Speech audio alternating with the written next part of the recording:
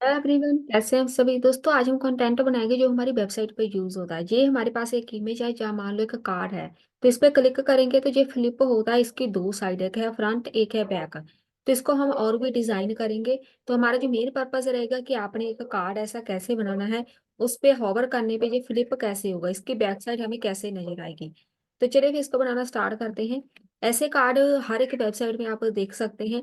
यहाँ पर आपने लगाना हो कि हमारे टीम मेंबर कौन कौन से हैं, या हमारे प्रोडक्ट लिस्ट है तो आप उसका प्राइस वगैरह उसके बैक पे लिख सकते हैं। तो यहाँ पे लगाओ। सबसे पहले हमें एक चाहिए कार्ड, तो मैं यहाँ पे डिव एक लेके इसको क्लास ऐड कर देती हूँ कार्ड की। यहाँ पे एक डिव लगाओ, इसको क्लास ऐड कर दो साइड, एक कर दो फ्रंट। तो इसमें हमने लगानी है इमेज। इस कार्ड के बीच आएगी इमेज सोर्स। मेरे पास ये वाली इमेज है,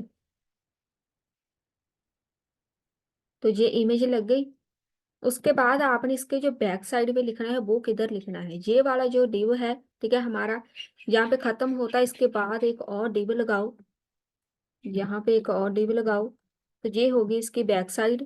तो इसको एक क्लास ऐड कर दो साइड बैक। तो ये साइड और दोनों में मैंने क्लास कॉमन यूज की है। तो दोनों को ये सेम ही क्लास देनी है, इनकी जो डिफरेंट क्लास है वो फ्रंट और ये बैक है। तो यहाँ पर आपकी मर्जी है कि आपने इसके बैक में क्या रखना है। तो मैं यहाँ पे एक बटन लगा देती हूँ। यहाँ पे लिख देते हैं रीड मोर, कुछ ऐसे लगा दो, ठीक है। या आप लिख सकते हो प्रोडक्ट है हमारा, उसका प्राइस लिख दो, कुछ भी लिख दो। चलिए फिर इसको डिजाइन करना स्टार्ट करते हैं। यहाँ पे लगाओ स्टाइल। ऐसी ही चीजें तब इस्तेमाल होती है जब आपने एक एनिमेटेड वेबसाइट बनानी हो। तो सबसे पहले इसको हम सेंटर में लेके जा सकते हैं, जरूरी नहीं है कि सेंटर में लगाना ही है। अलाइन आइटम सेंटर में कर दो, जस्टिफाई कंटेंट सेंटर में कर दो, सेंटर में आ गया। अब यहाँ पे सबसे पहले जो हमने कार्ड वाली क्लास लगाई हुई है, उसकी हाइट विड्थ रखो। कितना बड़ा कार्ड चाहिए, मैं 200 पिक्सल तक रखूंगी। हाइट थोड़ी इसकी ज्यादा रखेंगे, 300 रख दो। तो इसकी जो बैकग्राउंड है वो हमें मेंशन करने की जरूरत नहीं है, क्योंकि वो इमेज ही इसका बैकग्राउंड होगा। उसके बाद इसकी पोजीशन लगाओ, रिलेटिव पोजीशन रहेगी। अब यहाँ पर ये एक 3D है हमारा कंटेंट, ठीक है, जो फ्लिप होकर इसकी बैक साइड नजर आती है। कोई भी ऐसा कंटेंट जिसकी हर साइड हमें नजर आए उसको हम 3D ही बोलते हैं। तो यहाँ पर मैं पर्सपेक्टिव एरिया लिखूंगी 800 पिक्सल। तो ये लिखना जरूरी है हमारे लिए, 800 पिक्सल तक वो फ्लिप होगा, 800 पिक्सल तक वो घूमेगा, ठीक है। तभी वो एक 3D लुक आएगी। यहाँ पे कर्सर एक पॉइंटर लिख दो, ताकि यहाँ पर ऐसे हाथ का निशान आ जाए। अब देखो हाथ का निशान आ रहा है ऊपर। अब यहाँ पे चलो, कार्ड हो गया। अब जो कार्ड की हमने साइड बनाई हुई है, सबसे पहले इसकी विड्थ, हाइट विड्थ 100% रहेगी। जितना बड़ा कार्ड है उतनी हाइट विड्थ रहेगी, 100%। अब इसकी पोजीशन एब्सोल्यूट रहेगी,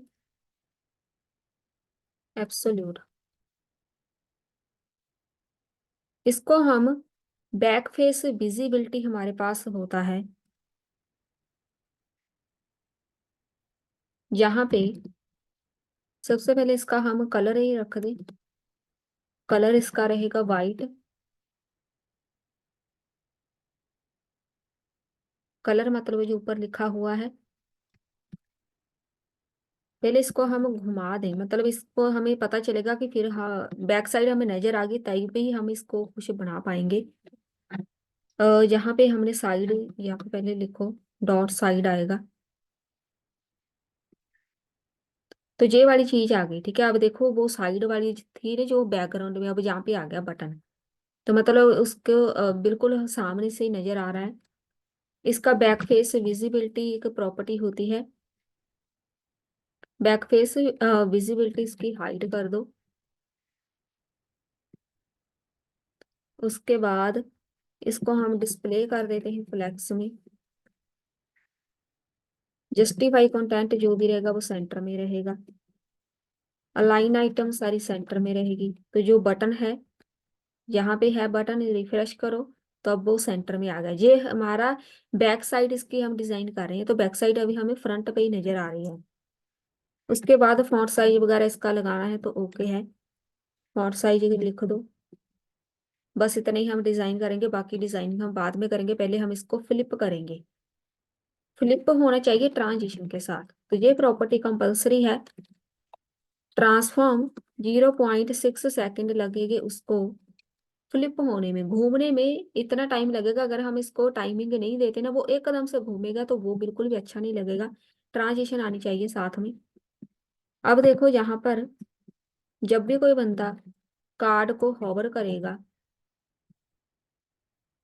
उसमें जो डॉट साइड में डॉट फ्रंट वाली क्लास है वो क्या हो जाए, ट्रांसफॉर्म रोटेट हो जाए बाई एक्सिस से 180 डिग्री।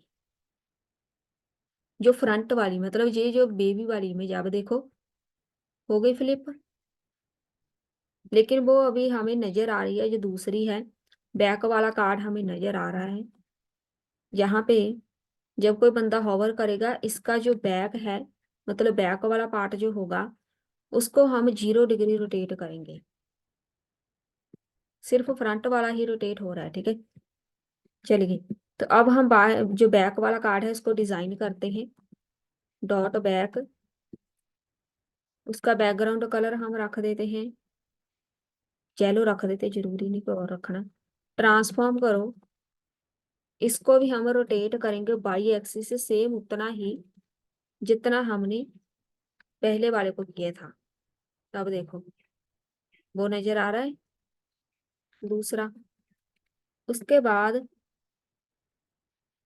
इसमें जो इमेज लगी हुई है पहले उसको फिट करो। इमेज की हाइट विड्थ रहेगी 100%, क्योंकि जितना बड़ा कार्ड है उतनी बड़ी इमेज लगेगी। अब सही है। अब देखो हो गया फ्लिप, फ्रंट वाला गायब, बैक वाला सामने आ गया, तो दो कार्ड हमारे हो गए, ठीक है। अब आप यहाँ पे कुछ भी ऐड करते जाओ, ये जो बटन लगा हुआ है आप इसको डिजाइन कर सकते हैं। कुछ आपने सामने प्रोडक्ट की इमेज लगा दो, बैक साइड में उसका प्राइस वगैरह लिख दो। बटन को आप डिजाइन करना चाहते हैं तो यहाँ पे कुछ लिख दो कोड, जो मर्जी आप लिख सकते हैं। पैडिंग हो गया, बैकग्राउंड कलर हो गया, ग्रीन कलर हो गया, बॉर्डर रेडियस हो गया 20 पिक्सल, और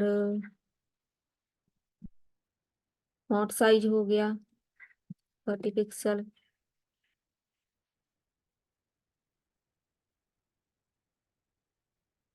तो वो हो गया डिजाइन। कुछ भी डिजाइन कर सकते हैं, अब वो आपकी मर्जी है कि आपने बैक साइड में क्या दिखाना है। बेशक आप बैक साइड में कोई इमेज ही लगा सकते हैं। एक प्रोडक्ट है सामने उसकी इमेज लगा दी, उसी प्रोडक्ट की कोई डिफरेंट इमेज आप बैक साइड पे लगा दो। जब भी बंदा जहाँ पे ऐसे क्लिक करेगा तो फ्लिप हो गए, तो बैक साइड नजर आ जाएगी। यही हमारा आज का मेन टॉपिक था कि इसको फ्लिप कैसे करना है, एनिमेशन कैसे लगानी है। तो आप इसको कुछ भी डिजाइन करते रहो, आपको CSS बस आनी चाहिए, जितना मर्जी इसको डेकोरेट करते रहो। तो हो गया हमारा आज का टॉपिक का कंप्लीट। मिलते हैं फिर नेक्स्ट वीडियो में।